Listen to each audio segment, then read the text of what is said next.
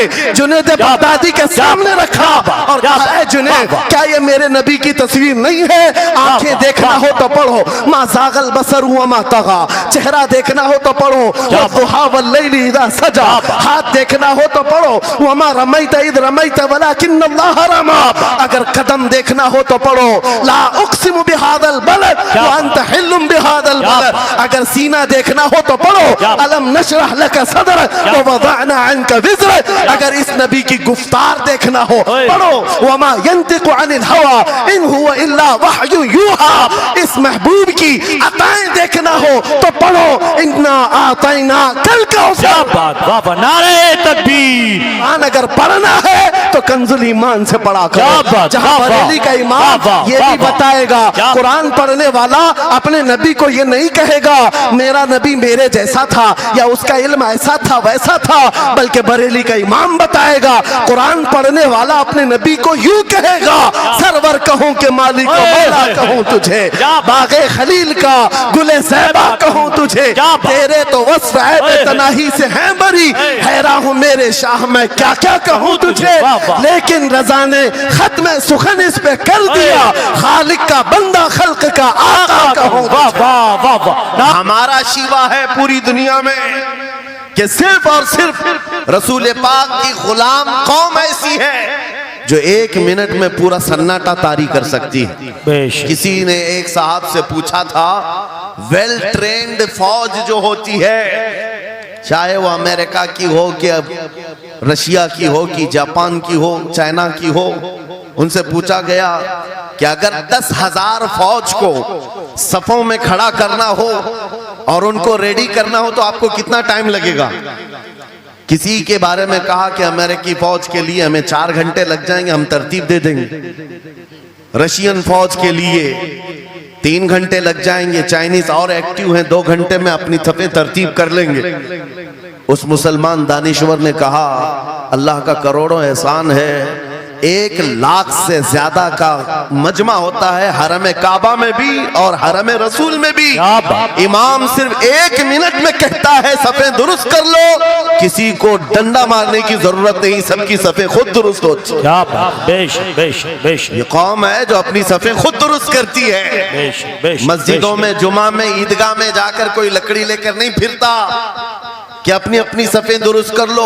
हर एक को इतना शऊर है कि अपनी सफे कैसे दुरुस्त की जाती है। जब आपको अल्लाह ताला ने ये नेमत अता की है, मस्जिदों में सफे दुरुस्त कर सकते हैं 1 मिनट के अंदर, ईदगाह में 1 मिनट में हमारी सब दुरुस्त हो सकती है। ऐ नौजवानों, दुनिया को ये बताओ, सिर्फ मस्जिद और ईदगाह नहीं, दुनिया के हर मैदान में हम अपनी सफे दुरुस्त कर सकते हैं। सुभान अल्लाह। हर मैदान में हमारी सब दुरुस्त हो सकती है। ये अल्लाह की तरफ से दी हुई बहुत बड़ी नेमत है। बस अब मजमा जो खामोश है और मुतवज्जे है, अब मेरी बात को आगे मैं बढ़ाता हूं, तवज्जो से सुने।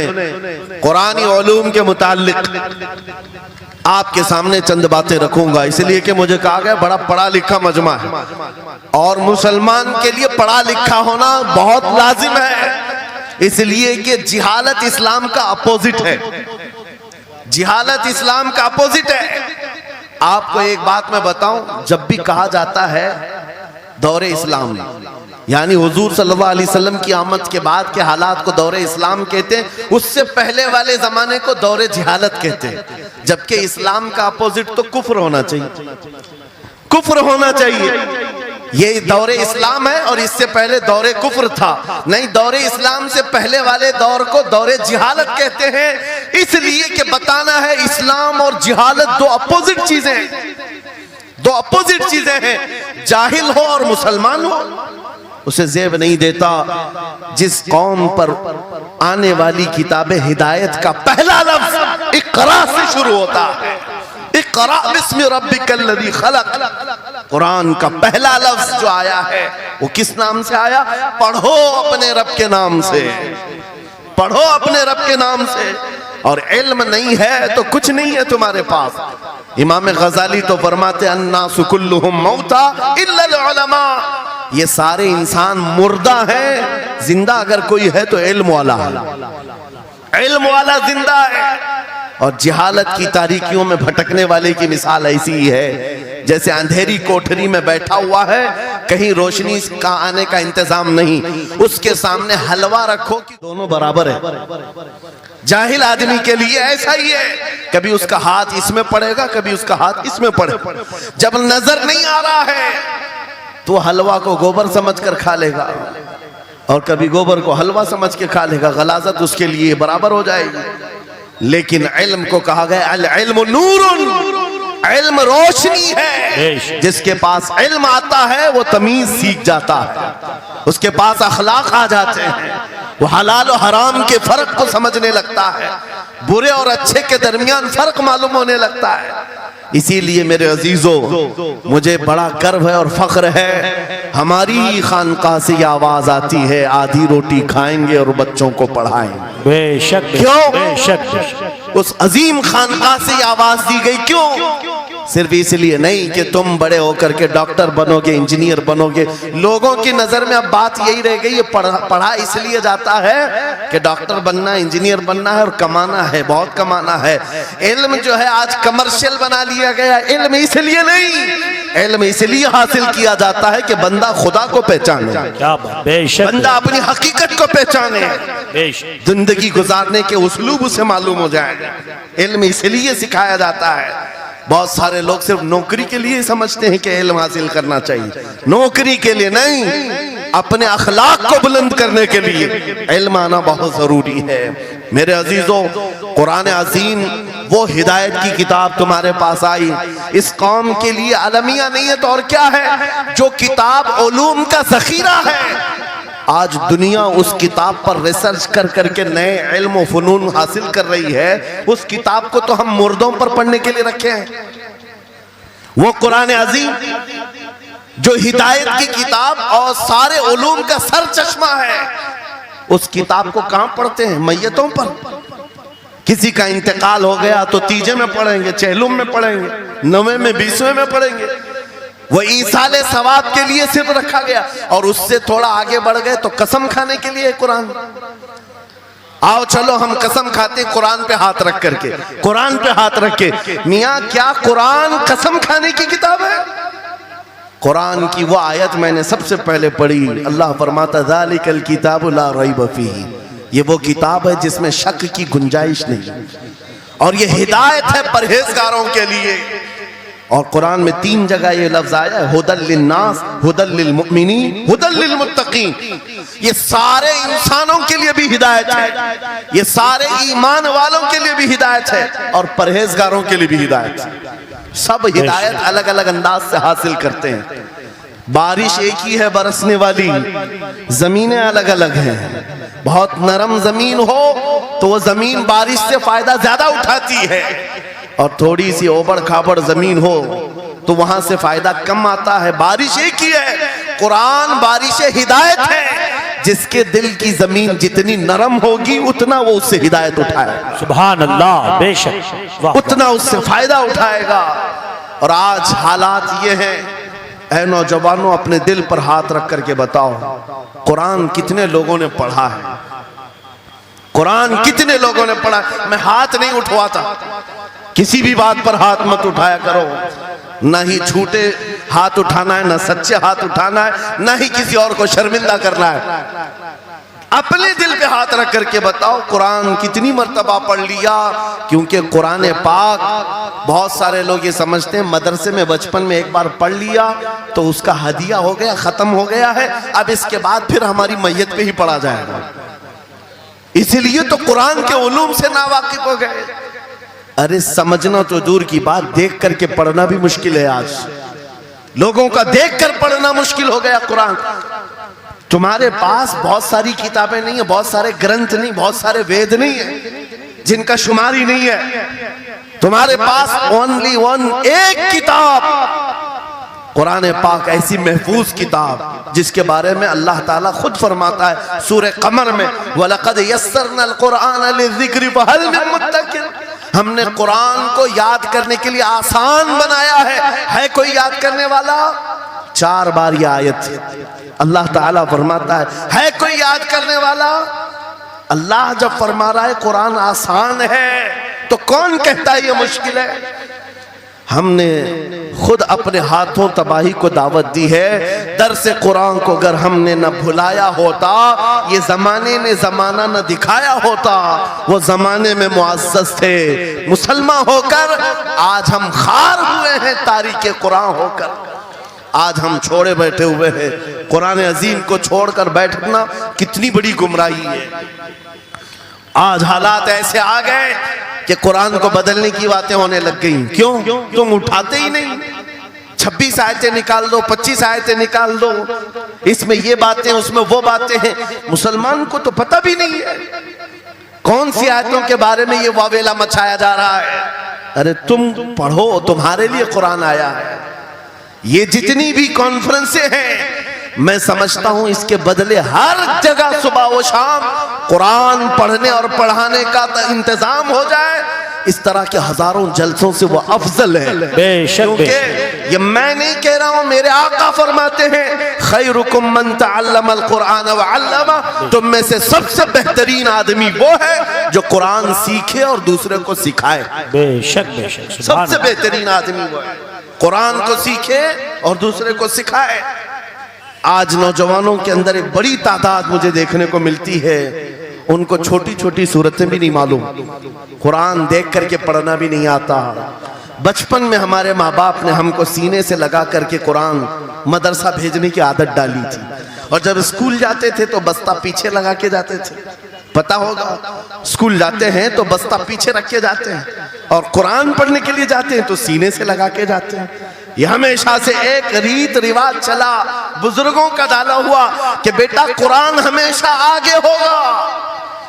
लेकिन शऊर आने के बाद तुमने कुरान को पीछे डाल दिया, पीछे को आगे कर दिया। कोई इल्म ऐसा नहीं जो कुरान में मौजूद नहीं, कोई इल्म ऐसा नहीं। वला रतबिन वला याबिसिन इल्ला फी किताबिन मुबीन।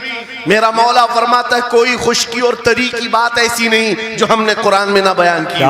वनज़्ज़लना अलैकल कुरान तिबयानन लिकुल्लि शै। रब फरमाता है हमने कुरान में हर चीज का वाज़ेह बयान उतारा है तुम पर। और सैयदना अब्दुल्लाह इब्न अब्बास मुफस्सिरीन के सरदार रसूल पाक सल्लल्लाहु ताला अलैहि वसल्लम के चचेरे भाई हजरत अब्दुल्लाह बिन अब्बास कहते हैं लौ ज़ाअली इक़ालु बईरिन लवजदतुहु फी किताबिल्लाह। कहते हैं अगर मेरे ऊंट की नकील की रस्सी भी गुम हो जाए, मैं उसको किताबुल्लाह कुरान में ढूंढ लूंगा। क्या बात, वाह वाह वाह वाह। मैं उसको कुरान में ढूंढ लूंगा। उनके पास उलूम कुरान थे। और आप क्या समझते हैं कुरान में क्या नहीं है? साइंस की वो इजादात को अगर आप लेकर के बैठे, मैंने अपना पूरा बयान रिकॉर्ड किया है 2 साल कबल ही। यहाँ वक्त की किल्लत है, मैं आपके सामने अर्ज करता हूँ 16वीं सदी के बाद या 18वीं सदी के बाद साइंस की तरक्कियात ने अपना पैर जमाना शुरू किया है इस रुए जमीन पर। जबकि मेरे मुस्तफ़ा करीम सल्लल्लाहु ताला अलैहि वसल्लम की जुबान अक़दस से निकले हुए कलमात जो कुरान में मौजूद हैं, उठाओ और मैं बताता हूँ हर चीज का इल्म कुरान में मौजूद है। जब कोई सोनोग्राफी का इंतजाम नहीं था, ना सिटी स्कैन हो सकता था, ना एक्सरे का कोई इल्म किसी के पास था, उस वक्त कुरान कह रहा है एम्ब्रियोलॉजी के बारे में। क्या बात, एम्ब्रियोलॉजी क्या है? बच्चा पैदा होने की जो उसके नशो नुमा की जो मुद्दत होती है, किस तरह पेट में बच्चे की तख्लीक होती है। कुरान में मौला फरमाता है सुम्मा जअलनाहु नुतफतन फी क़रारिन मकीन सुम्मा खलक़ना नुतफत अलक़तन फ़खलक़ना अलक़त मुदग़तन फ़खलक़ना मुदग़त इज़ामन फ़कसौना इज़ाम लहमा सुम्मा अंशअनाहु ख़ल्क़न आख़र फ़तबारकल्लाहु अहसनुल ख़ालिक़ीन। मौला फरमाता है हमने नुतफे से अलका बनाया। नुतफा क्या है? स्पर्म का वो एक कतरा जो मर्द के जरिए से औरत के रहम में जाता है, उसके बच्चे की थैली में जाता है, एक नुतफा, एक बूंद, जिसको नुतफा कहा गया है। मौला फरमाता है हमने नुतफे से अलका बनाया। अलका किसको कहते हैं? साइंस में पढ़ने वाले अगर स्टूडेंट्स हो तो समझ जाएंगे।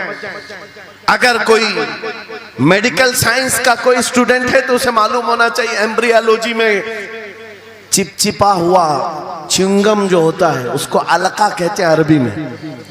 और आज साइंस ये कहती है कि पहले बाप के नुत्फे के एक कतरे से एक छोटा सा खून का टुकड़ा बनता है जो चिपचिपा होता है, फिर उसके बाद एक गोश्त का टुकड़ा होता है, फिर उसके बाद उसमें हड्डियां बनती हैं, फिर उसके बाद उस पर चमड़ियां आती हैं, फिर उसके बाद उसकी आंखें, सारी चीजें बन जाती हैं। ये प्रोसेस है 9 महीने माँ के पेट में, और हर एक के वीक्स गिने हुए हैं। फर्स्ट वीक में क्या होता है, सेकेंड वीक में क्या होता है, थर्ड वीक में क्या होता है, एम्ब्रियोलॉजी का पूरा इल्म है। साइंस आज 21वीं सदी में इस एम्ब्रियोलॉजी को तुम्हारे सामने ला रही है। अरबों के उस दौर की बात कर रहा हूं जहां लोगों को घर बनाने का इल्म नहीं था, और कुरान माँ के पेट में पैदा होने वाले बच्चे की तख्लीकात बयान कर।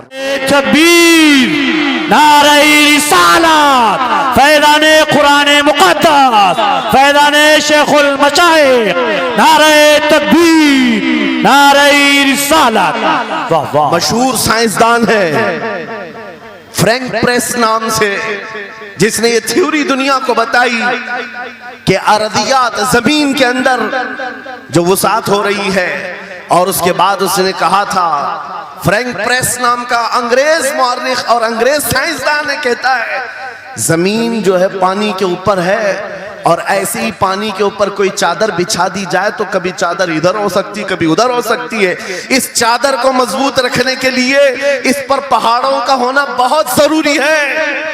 ये 19वीं सदी में फ्रैंक प्रेस कह रहा है, और मेरा मौला कुरान में फरमाता है, अल्लाह ताला फरमाता है, वल जिबाल औतादा, हमने पहाड़ों को मेख बना करके जमीन पर गाड़ा। क्या बात, वाह वाह, बेशक कि जमीन को हिलने नहीं देते पहाड़।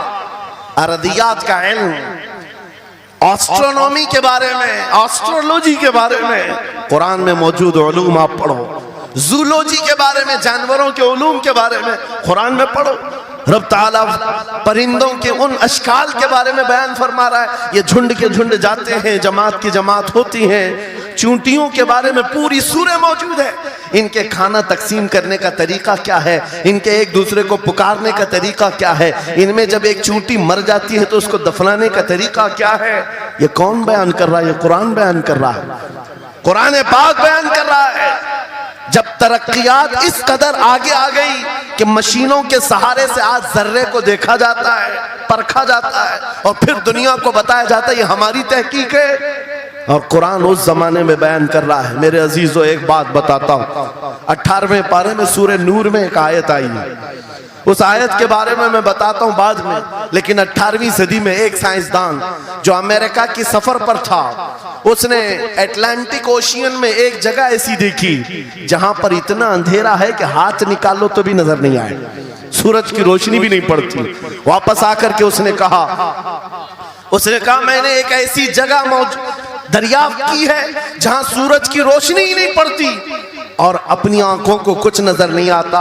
अगर हाथ निकाल करके देखो, समंदर के बीचों बीच अटलांटिक ओशियन, ये कोई तालाब का नाम नहीं है।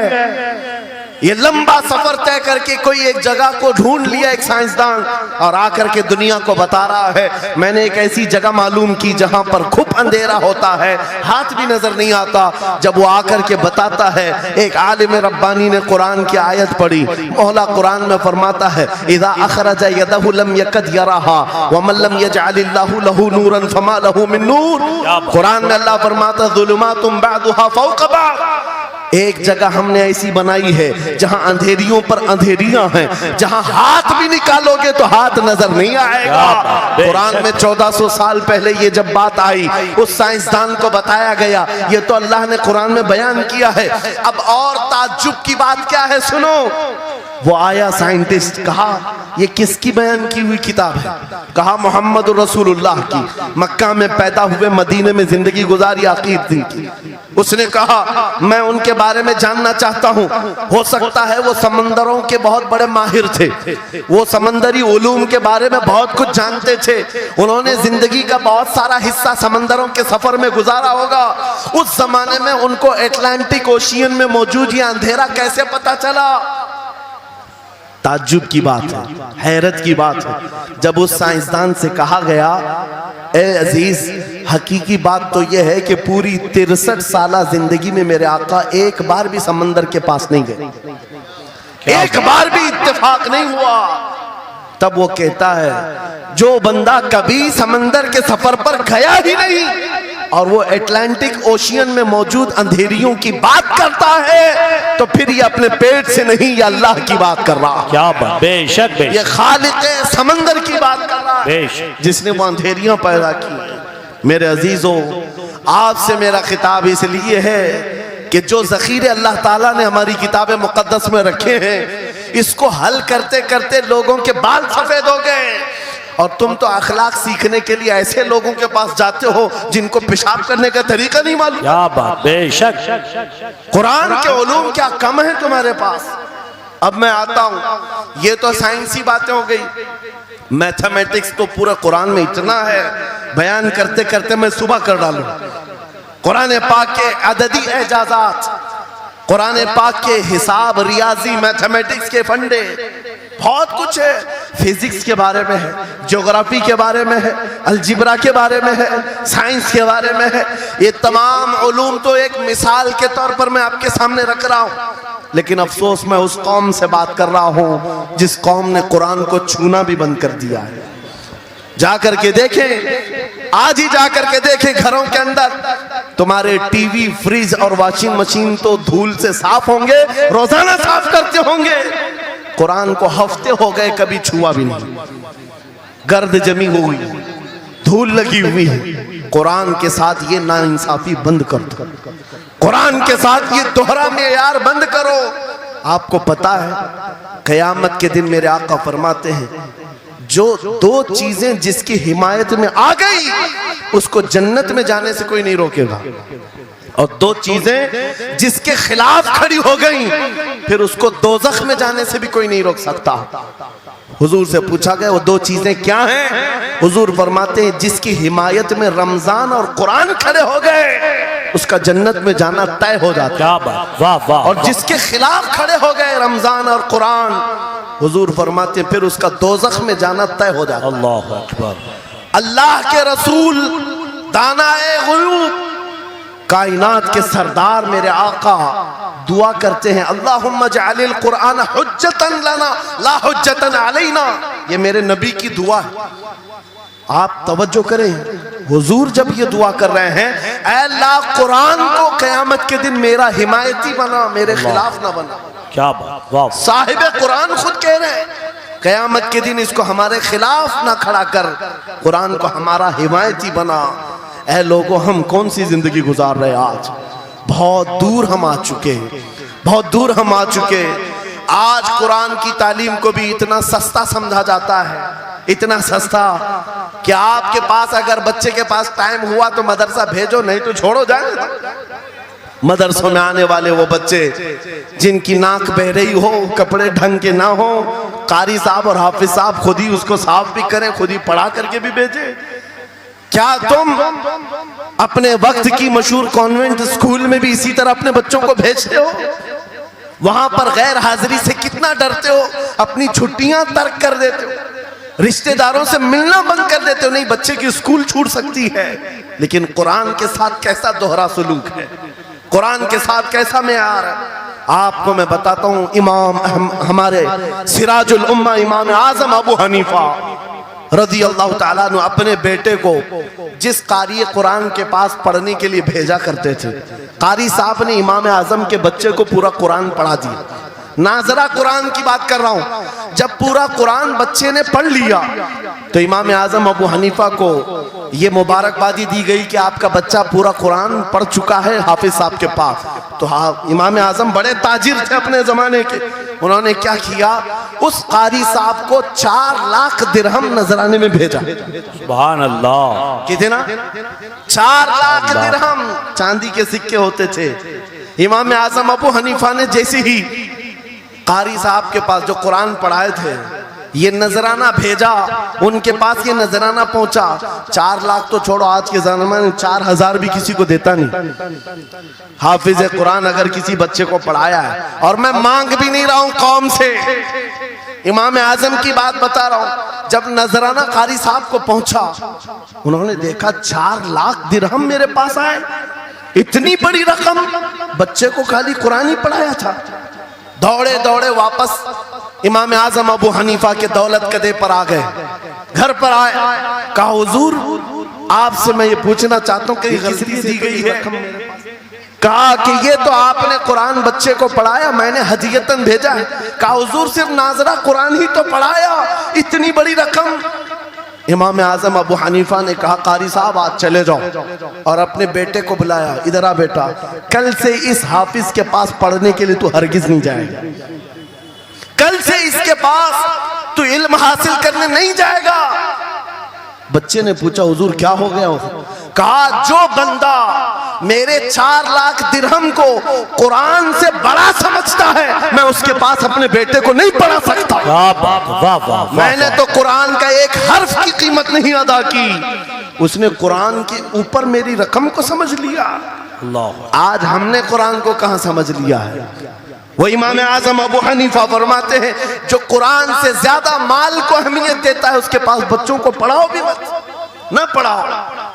अजीजा ने गिरामी वक़ार, हमारा ये दोहरा सलूक, हमारा ये दोहरा मेयार कुरान के साथ जो हमारी नाइंसाफी है, हमें अखलाकी पस्ती में लाकर खड़ा कर चुकी है, अखलाकी पस्ती में लाकर खड़ा कर चुकी है।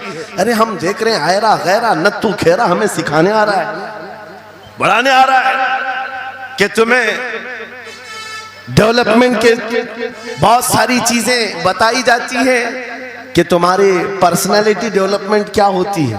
अलीगढ़ वाले तो नौजवान बहुत सारे जो स्टूडेंट्स हैं जानते होंगे, बीए कर लिया, एमए कर लिया, बीकॉम कर लिया या कुछ भी कर लिया, डिग्री हासिल कर लिया।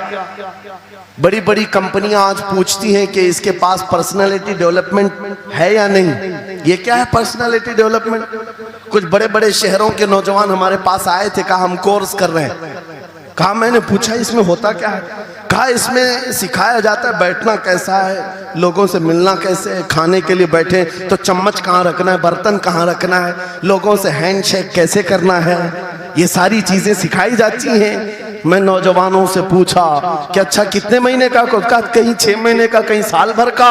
कहा अफसोस है उस कौम पर जिसका रसूल आया था ये कहते हुए बुइस्तु लिउतम्मिम मकारिमल अखलाक, मैं सबसे बुलंद अखलाक सिखाने के लिए दुनिया में आया हूँ। उस रसूल की उम्मत आज ऐसे लोगों के पास अखलाक सीखने जा रही है जिसको हलाल और हराम की तमीज नहीं, जिसको खड़े होकर पेशाब करने में फख्र लगता हो, उसके पास तो ये अखलाक सीखने जा रहे हैं, पर्सनैलिटी डेवलपमेंट सीखने जा रहे हैं। आओ मैं तुम्हें बताता हूं कुरानी अखलाक क्या है। मौला करीम ने अपने हबीब को जो बयान किया है, सूरह लुकमान उठाओ, बाप अपने बेटे को नसीहत क्या क्या करता है, अगर 3 आयतें भी पढ़ लो तुम्हारी जिंदगी सुधर जाएगी। लुकमान हकीम अपने बेटे से कहते हैं या बुनय्या अक़िमिस सलात वअमुर बिल मारूफ वन्हा अनिल मुनकर वस्बिर अला मा असाबक, ऐ बेटा नमाज पढ़ा कर, बुराइयों से बचा कर, अच्छाइयों की बात कर, जो मुसीबत आए उस पर सब्र कर। ये सिर्फ जुमले नहीं है, ये जुमले नहीं है।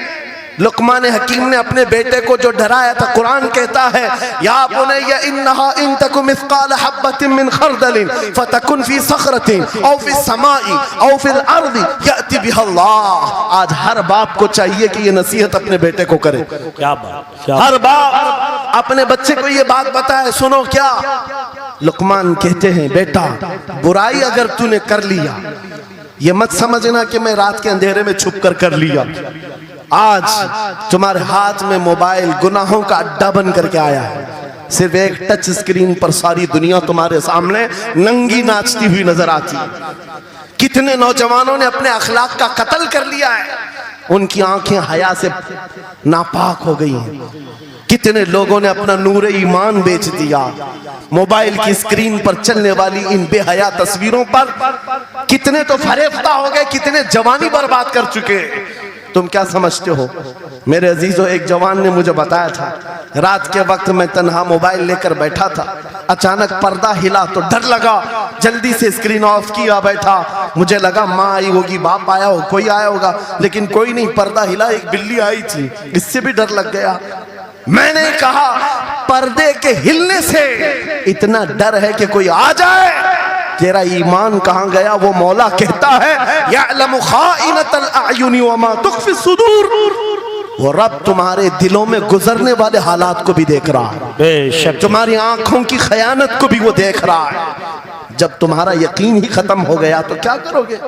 इसीलिए अरबी का मशहूर मकौला है, इज़ा लम तस्तही फफ़अल मा शिअत वस्ना मा शिअत। जब तुम्हारे अंदर से हया निकल जाए तो जो चाहे करो, जो चाहे कर लो। आज लुकमान हकीम की वो बात मैं पेश कर रहा था, आयत मुकम्मल करता हूँ। बाप अपने बेटे से कहता है, अगर बुराई कर लिया तूने, अगर बेहयाई हो गई, ये मत समझ के बहुत छुप करके किया। आज से 4000 साल पहले लुकमान हकीम कह रहे हैं अपने बेटे से, अगर बुराई तो आसमानों में जाकर करेगा, या पहाड़ के अंदर घुस कर करे, या जमीन के अंदर जाकर करे, कहीं पर भी कर ले। जबकि ये तीनों चीजें उनके जमाने में नहीं थी। न पहाड़ों के अंदर जाकर के करने का तसव्वुर, न जमीनों के अंदर जाने का, न आसमानों में उड़ने का तसव्वुर। ये सब आज के दौर में मुमकिन है। और लुकमान हकीम कहते हैं, अगर तू इन सब जगहों पर जाकर कहीं पर भी करेगा, याती बिहल्लाह, अल्लाह वो तेरे सामने लेके आएगा। बेशक वमन यअमल मिस्काल ज़र्रतिन खैरन यरा वमन यअमल मिस्काल ज़र्रतिन शर्रन यरा। तुम अगर राई के दाने के बराबर भी नेकी करो, अल्लाह वो तुम्हें दिखाएगा। राई के दाने के बराबर भी बुराई करो, अल्लाह तुम्हें दिखाएगा। अखलाक सीखने के लिए दूसरी जगह जाते हो, अगर ये फार्मूला किसी को याद हो जाए, मैं कहता हूं सारे सीसीटीवी कैमरे बंद हो जाए, इस बंदे को कोई बहका नहीं सकता, जिसके दिल में सिर्फ इतना ख्याल है कि मेरा मौला मुझे देख रहा है, बेशक बेशक मेरा रब मुझे देख रहा है। उसकी निगरानी के लिए किसी कैमरे की जरूरत नहीं, किसी सीसीटीवी की जरूरत नहीं। अजीजा ने गिरामी वक़ार, बच्चों के दिलों में अखलाक बाद में आएंगे, अल्लाह का खौफ उनके दिल में डालो। अल्लाह देख रहा है, एक दिन तुम्हें हाजिर होना है, सब लाया जाएगा, सब लाया जाएगा। जो कुछ किया था, जो कुछ कहा था, सब लाया जाएगा। लुकमान हकीम ने अपने बेटे को अखलाक सिखाया। क्या सिखाया? वक़्सिद फी मशीका वग़दुद मिन सौतिका इन अनकरल अस्वाति लसौतुल हमीर। चलना हो तो मियाना अंदाज में चलो, ऐसे नहीं कि अकड़ कर चलना है या झुक कर चलना है। एतदाल के साथ चलो और आवाज को नरम रखा करो। बेशक कुरान कहता है सबसे बुरी आवाज गधे की आवाज है। लोग आज चिल्लाते हैं, एक दूसरे को ठट्टे मारते रहते हैं। ये महफिलों के आदाब भी नहीं, ना ही तुम्हारे अखलाक हैं। इसीलिए शेख सादी ने फरमाया है, तामर्द सुखन न गुफ्ता बाशत ऐबो हुनरश न हुफ्ता बाशत। जब तक आदमी बात नहीं करता, उसकी अच्छाइयां भी मालूम नहीं होती, उसकी बुराइयां भी नहीं मालूम होती। बेशक जब बात करता है तो पता चल जाता है इसके अखलाक कैसे। बात करता है तो समझ में आ जाता है कौन सी कैटेगरी का है। इसलिए अपनी जुबान को ऐसी रखो कि दुनिया तुम्हें आला नस्ल का समझ सके। बात करो तो तमीज के साथ, चीख पुकार करना, एक दूसरे को इस तरह से बात करना नौजवानों में आज आम हो गया। कुरान कहता है अपनी आवाजों को पस्त करो। एक और बात रब फरमाता है, वला तुसइर खद्दक लिन्नास, लोगों को से मुंह मोड़ करके बात मत करना। सामने तुम्हारे कोई खड़ा है और तुम इधर घूम करके बात कर रहे हो, ये आज फैशन हो गया है। पीछे पलट करके बात करना, इधर देख करके उसको बात करना, लोग ये समझते हैं फैशन है। मेरा मौला फरमा रहा है ये अखलाक से गिरी हुई हालत है। जब बात करो तो आमने सामने, लोगों से मुंह टेढ़ा करके बात ना करना। ये अखलाक कौन सिखा रहा है? ये कुरान अजीम है। तुम पर्सनालिटी डेवलपमेंट सीखने की बात कर रहे हो, तालीमात इस्लाम को छोड़कर क्या पर्सनालिटी डेवलपमेंट हासिल कर पाओ?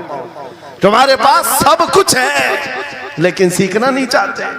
आज तक नौजवानों में से मुझे कोई मिला नहीं इस तरह से कि लोग आते हैं, मुफ्ती साहब बीवी को 2 तलाक दे दिया, 3 तलाक दे दिया, अब क्या करना है, इद्दत कैसे गुजारना है? या ज्यादा से ज्यादा दारुल इफ्ता में आते हैं, मुफ्तियान इकराम होंगे, झगड़े के मसाइल लेकर के आते हैं, बाप मर गए, इसको कितना मिलना है, इसको कितना मिलना है।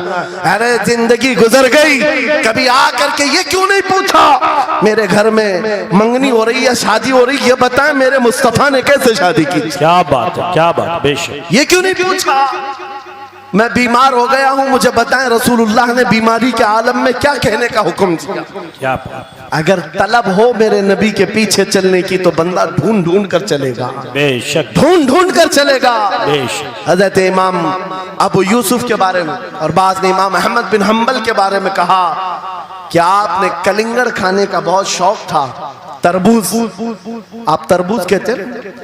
हाँ, हमारे यहाँ मुंबई में इसको कलिंगड़ कहते।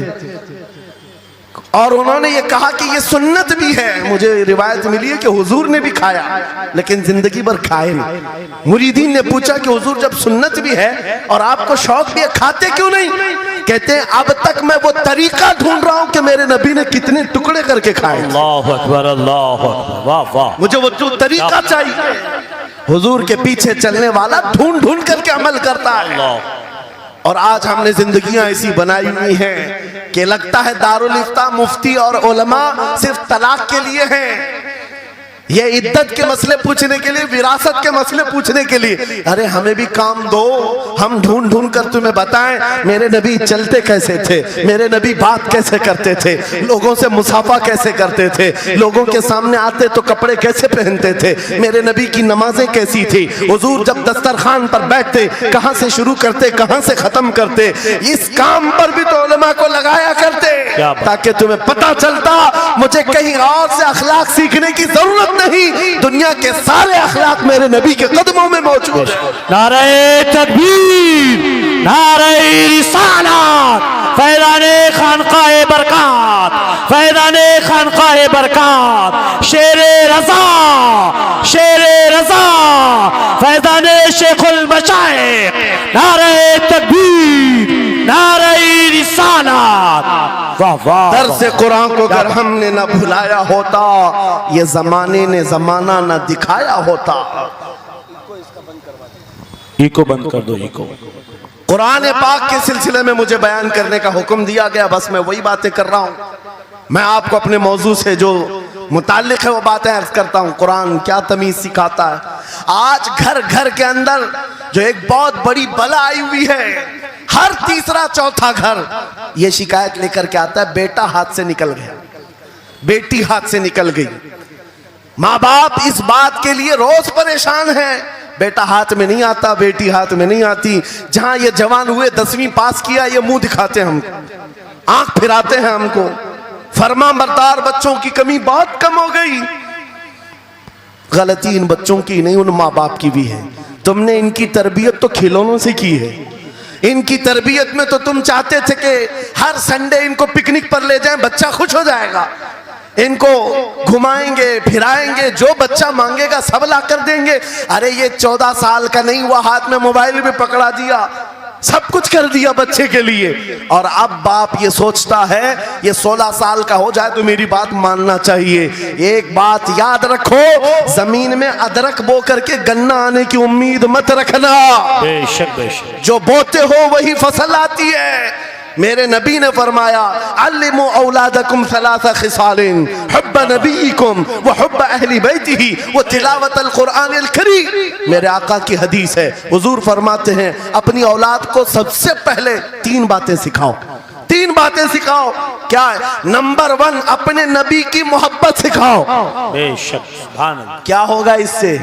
तुम जिस बात के लिए आज परेशान हो ना, 16 साल के बाद मेरा बच्चा मेरा फरमाबरदार बने, याद रखो तुम अगर इस बच्चे को नबी की मोहब्बत डालो, 16 साल नहीं तुम्हारा बेटा 60 साल का होगा, तब भी सर झुकाकर तुम्हारे साथ खड़ा रहे। क्या बात। बेशक बेशक। तुम उसके दिल में अल्लाह रसूल की मोहब्बत डालो, अल्लाह तुम्हारी मोहब्बत उसके दिल में डाले। बेशक बेशक। ये रिटर्न दिया जाता है। नंबर 1 अपने नबी की मोहब्बत, नंबर 2 रसूल पाक के अहले बैत की मोहब्बत। मेरे आका फरमाते हैं बच्चों को सिखाओ। तीसरी चीज कुरान की तिलावत। ये 3 चीजें सिखाओ सबसे पहले बच्चों को। लेकिन इन 3 चीजों से तो हम बच्चों को छोड़ ही चुके। सबसे आनी थी वो अपने नबी की मोहब्बत। अजीजा ने गिरामी वखार, आज घर घर के अंदर ये जो मुसीबतें आई हैं, माँ बाप की नहीं सुनता। माँ बाप अगर जवान लोग अभी शादी कर रहे हैं तो अभी से तय कर लो, बच्चा होगा, ये ख्वाब नहीं देखेंगे पहले इसको क्या बनाना है। तुम अगर अल्लाह उसके रसूल की मोहब्बत डालने की ख्वाब लेकर उस बच्चे की तरबियत करो, इंशाअल्लाह वो डॉक्टर भी बनेगा, इंजीनियर भी बनेगा, प्रोफेसर भी बनेगा, लेकिन साथ में आशिक रसूल भी बने। सुभान अल्लाह, सुभान। और जहां ये दौलत लेकर के खड़ा होगा, इश्क रसूल की दौलत लेकर खड़ा होगा, और प्रोफेसर भी हो जाए, डॉक्टर भी हो जाए, कुछ भी हो जाए।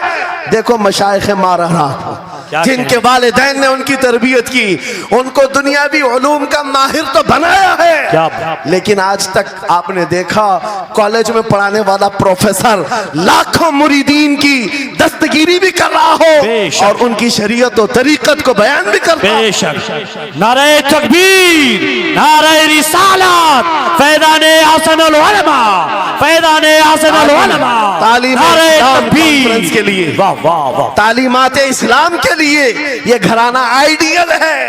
मैं मुबालगा आराई नहीं कर रहा हूं, मुबालगा आराई नहीं कर रहा हूं। जहां पर एक बेटे को बाप ने वक्त का एक बड़ा प्रोफेसर बनाया तुम्हारे इसी शहर का, दूसरा बेटा अगर इनकम टैक्स का चीफ बन चुका हो, क्या बात, तीसरा अगर पुलिस की डिपार्टमेंट में डीआईजी या बड़े ओहदे पर पहुंचा हो, लेकिन हमने हर एक को देखा, चाहे ये दुनिया के किसी मकाम पर जाएं, जब ये अपने असलाफ की बारगाह में आते हैं तो सर झुकाए हुए शरीयत के तरीकत के संगम नजर आते। क्या बात, बेशक बेशक। इसलिए कि इनकी तरबियत सिर्फ और सिर्फ ट्यूशन के बहाने नहीं छोड़ दी गई थी, क्या कहने, लोगों की गोद में डालकर। जैसे आज लोगों को लगता है बच्चे को पढ़ाने के लिए महंगी स्कूल दे दो, अच्छी से अच्छी स्कूल, और बच्चा आए तो शाम में ट्यूशन के लिए किसी टीचर या प्रोफेसर को दे दो।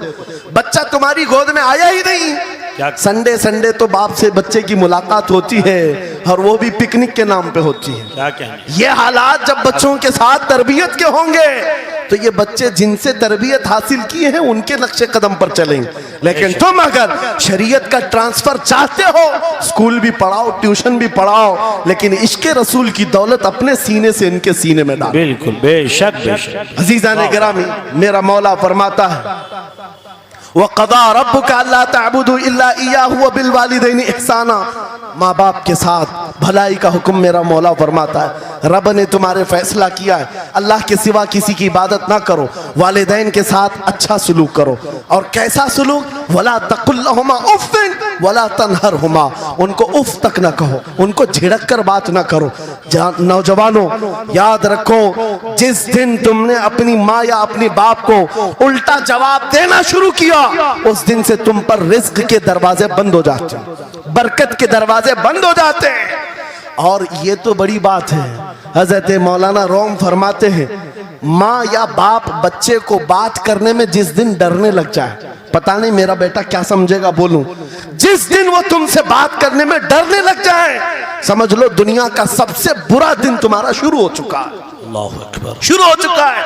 होना तो ये चाहिए कि तुम्हारी जवानी नहीं, तुम्हारी उम्र बीतने को आ गई, अगर माँ बाप को अल्लाह ने सलामत रखा, चाहे वो बूढ़े बिस्तर मर्ज पर हो, उस वक्त भी अदब के बाजू फैलाए हुए हो, अदब के बाजू।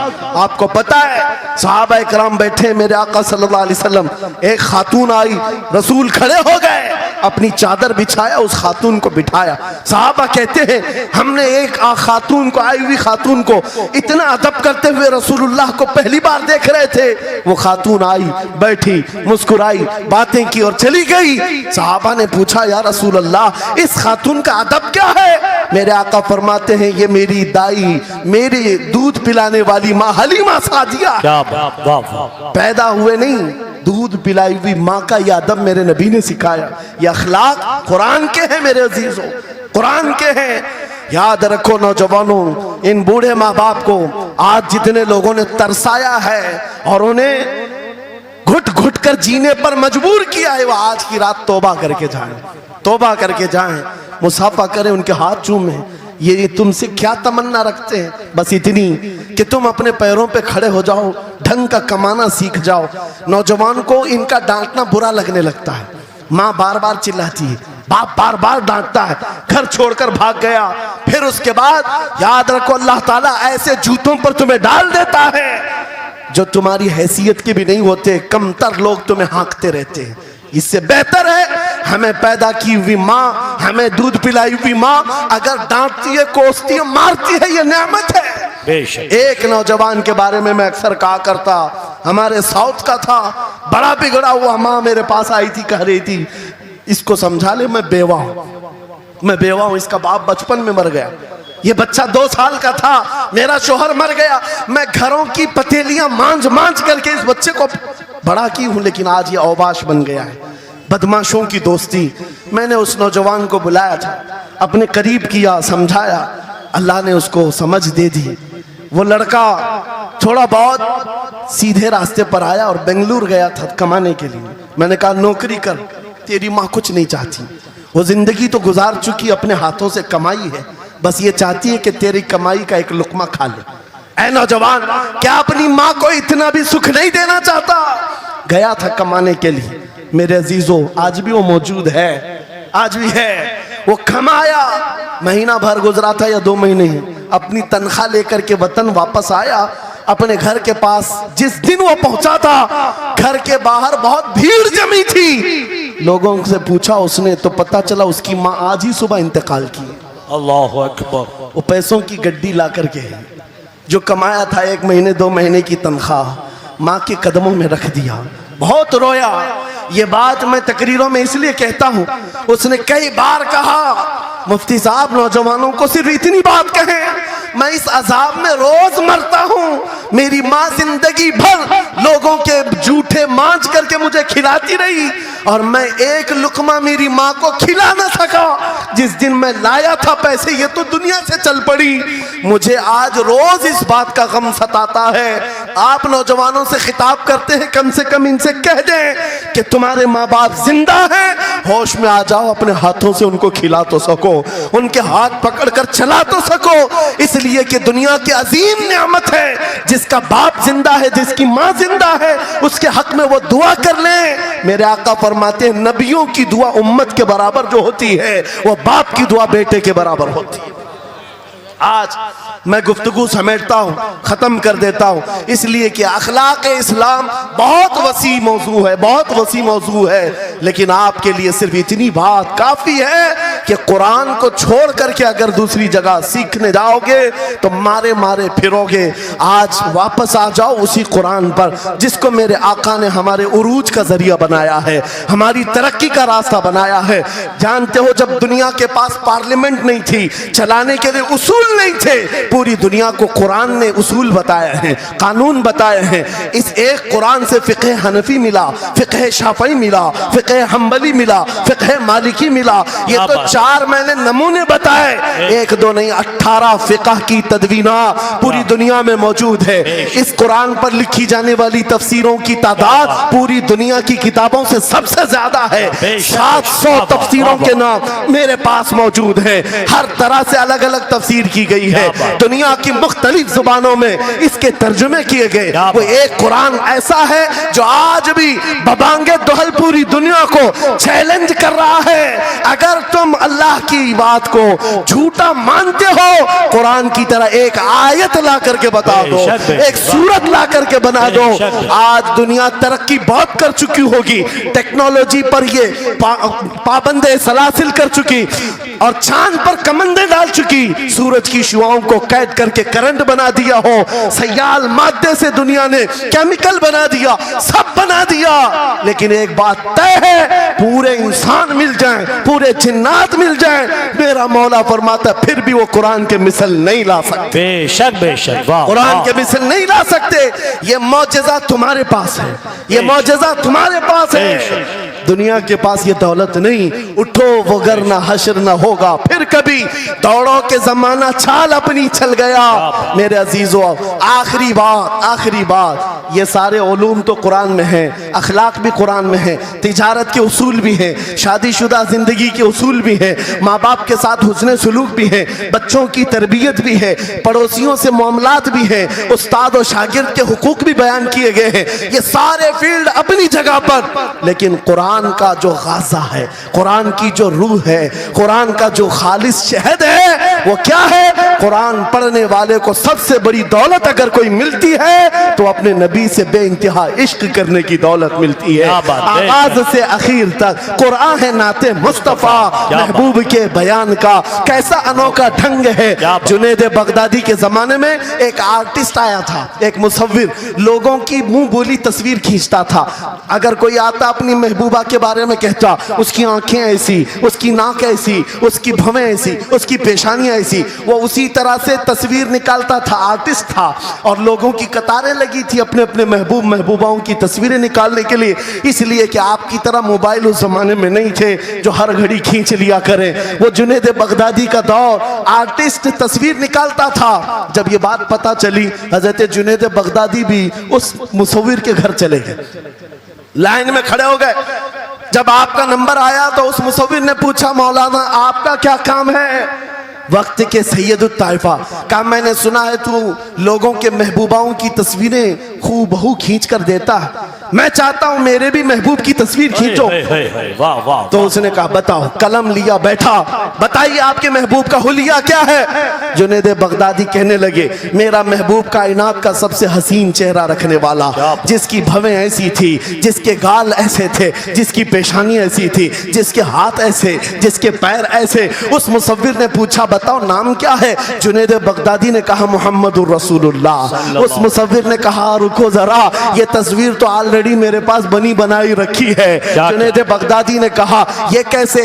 लोगों की ऑर्डर पर तू तस्वीर बनाता है, मेरे महबूब की तस्वीर पहले से कैसे रखी है? उस मुसव्विर ने कहा बात दरअसल ये है, आप जिससे मोहब्बत करते मैं भी उससे मोहब्बत करता हूँ, हम दोनों का महबूब एक है, इसलिए तस्वीर पहले से बनी रखी है। जुनैद बगदादी ने कहा अच्छा लाओ तो जरा हमारे महबूब की तस्वीर देख तो ले। वो मुसव्विर अंदर गया और कुरान पाक ला करके जुनैद बगदादी के सामने रखा और कहा जुनैद क्या ये मेरे नबी की तस्वीर नहीं है? आंखें देखना हो तो पढ़ो, मा ज़ागल बसर हुआ मा तगा, चेहरा देखना हो तो पढ़ो, वद्दुहा वल्लैलि इज़ा सजा, हाथ देखना हो तो पढ़ो, वमा रमैत इज़ रमैत वलाकिन्नल्लाह रमा, अगर कदम देखना हो तो पढ़ो, ला उक़सिमु बिहादल बलद व अंत हिल्लुम बिहादल बलद, अगर सीना देखना हो तो पढ़ो, अलम नशरह लक सदरक व वदअना अन्का विज़रक, अगर इस नबी की गुफ्तार देखना हो पढ़ो, वमा यंतिकु अनिल हवा इन हुवा इल्ला वहयु यूहा, इस महबूब की अताएं देखना हो तो पढ़ो, इन्ना आतैना कल कौसर। नारे तकबीर, नारे रिसालत, फैज़ाने कुरान मुक़द्दस, फैज़ाने कुरान मुक़द्दस, फैज़ाने खानक़ाह मारहरा, आगाज से आखिर तक कुरान है नाते मुस्तफा, महबूब के बयान का कैसा अनोखा ढंग है। ये तालीमात इस्लाम कॉन्फ्रेंस है, कुरान की तालीमात से ये बात मुझे कहना जरूरी था। कुरान सिर्फ अखलाक की तालीम नहीं, सिर्फ मुआशियात की तालीम नहीं, बल्कि कुरान इश्क रसूल की तालीम देता है और हुब्बे रसूल सिखाता है।